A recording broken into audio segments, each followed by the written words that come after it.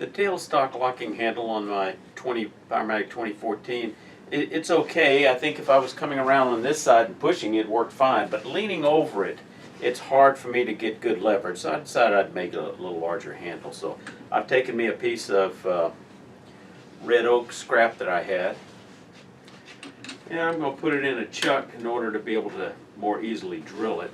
I marked center, bring up tailstock support, lean over here, and give this thing a little push. It locks real well. It's just it does take a bit of an oomph. I'll take advantage of the sliding headstock and move it down just a little bit, give myself a little more room on the other end. It can hang off quite a ways because of the design, and this gives me plenty of room to maneuver this. I'm using an 8.5 inch by 1.5 inch piece of red oak, and we're going to go ahead and drill a hole about 4.5 inches deep. Speed wise, I'm drilling at about 500 or so, 600. I wouldn't go too fast. Lock the tail rest down and just ease it in here.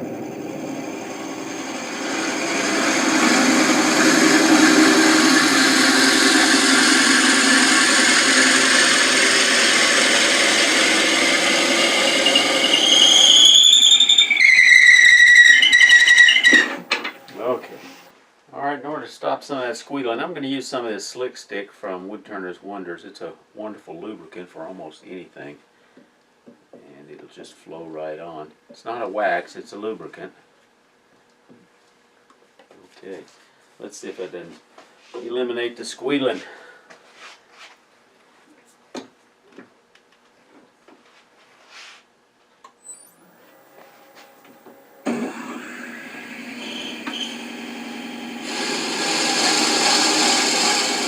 Okay, now I've got the full 4.5 inches.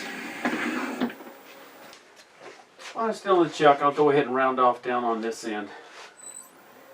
Now that I'm not drilling, I'll get speed up a little bit, something like this, 2500 or so. Anchor the tool, ride it up.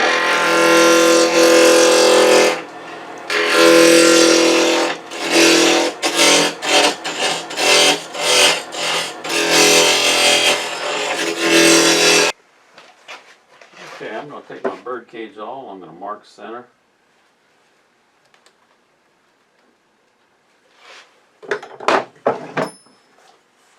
Take my spur drive,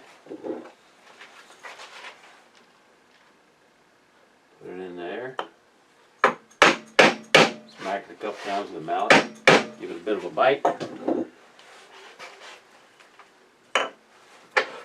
Always feel in here for any excess shavings.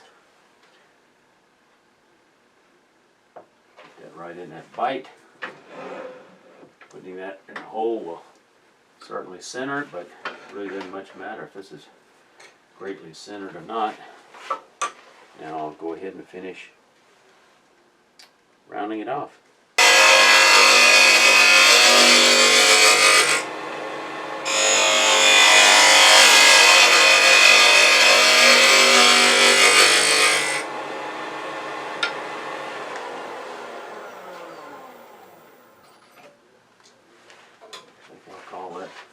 Call that good. I'll bring it down a little bit more on this side.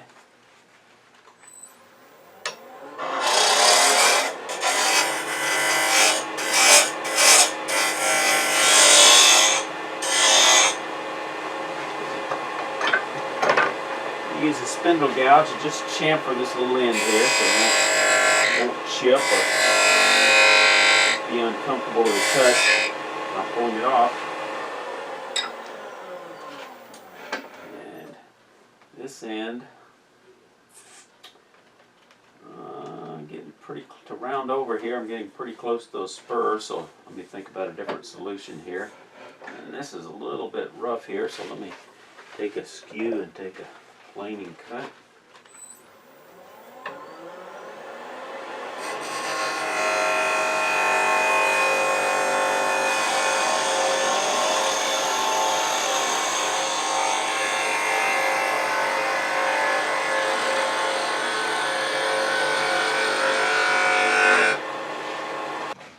Okay, I want to round round over the end where I'm going to be grabbing it and touching it. So I'm using a wooden drive, a Morse taper spindle that I've turned, Morse taper on each end if I ever needed to center the headstock in this spindle, and which I've not seen the need to do.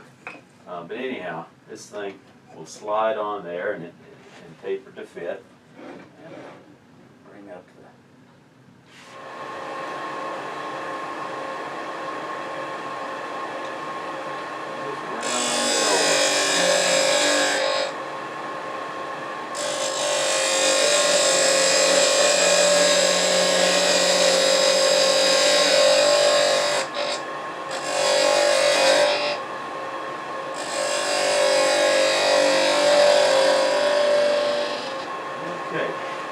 next thing I want to do is go ahead and do a little bit of sanding. I probably won't bother.